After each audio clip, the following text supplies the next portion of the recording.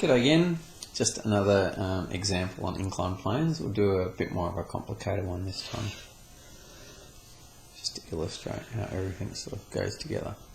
So again, we're a boring old block sitting on a boring old inclined plane, so that's 10 kilograms. What we're going to have this time, we're going to have a force going up of 200 newtons. And let's just do, I'll do 30 degrees again just to keep it easy for my maths because I'm just doing it all in my head. I've got a calculator here, so I'm going to go 30 degrees. And what we've got, we're going to have a mu of 0.1 acting between the object and the inclined plane. And we just want to know what the acceleration is equal to in this question. What happens? So let's add to our diagram a little bit. Firstly, we've got a normal force pushing in this direction, and I'm just going to start not drawing the sort of the downwards force, but the opposing normal force. I'm just going to write 10g cos 30. So that's the force that's opposing the normal force, and I'm also going to have a force going down the plane, which is the component of gravity, which is 10g sine 30 in that direction. We've also need to consider friction in this question. So it's been pulled up the hill, so friction is acting against motion, so we've got a friction force acting there. And so there's all my forces labelled in each direction.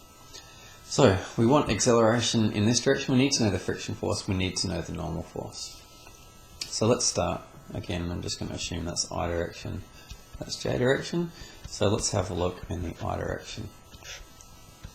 In the I direction, R is equal to 0. I'm not going to write R equals MA. It's not moving in this direction. R is equal to 0 in the I direction. Sorry, I wrote I direction, I meant J direction. Apologies, that's a J. It is now anyway.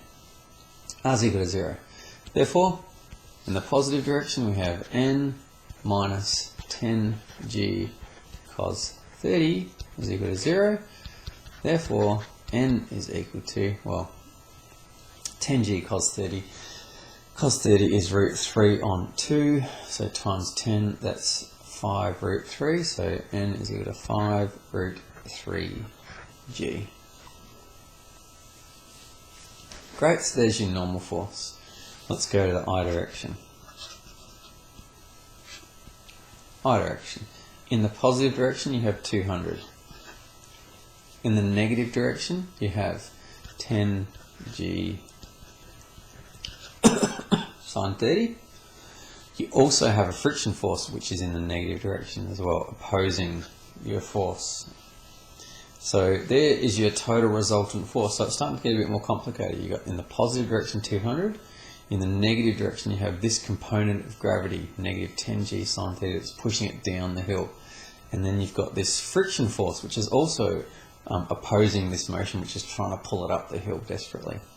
So that's equal to R equals MA, R equals M, 10 times acceleration.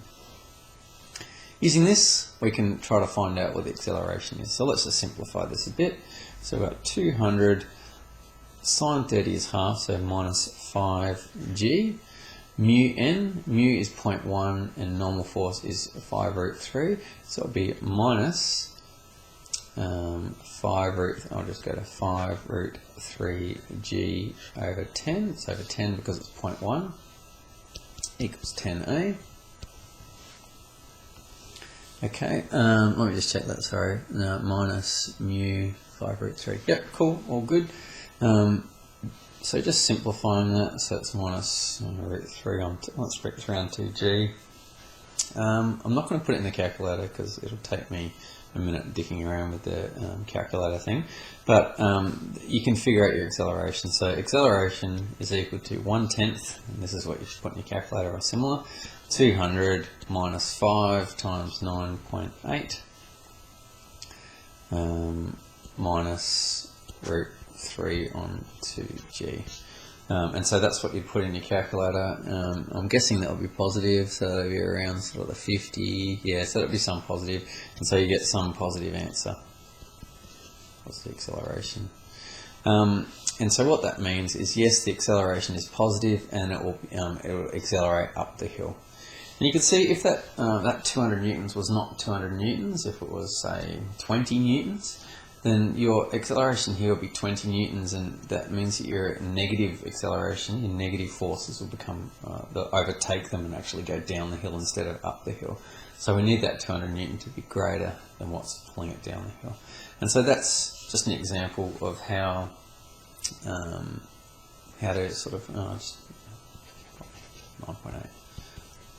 Put it into your calculator, of how you do a more complicated inclined plane problem. So again, just to summarise, work out your J direction first. You need to know your normal force. Why do you need to know your normal force? It's because we have friction involved. Once we got that, talk about the I direction, positive direction, negative direction. Add all your forces together. That will be equal to MA, and then you can use A to solve. And that's those sorts of questions. Enjoy.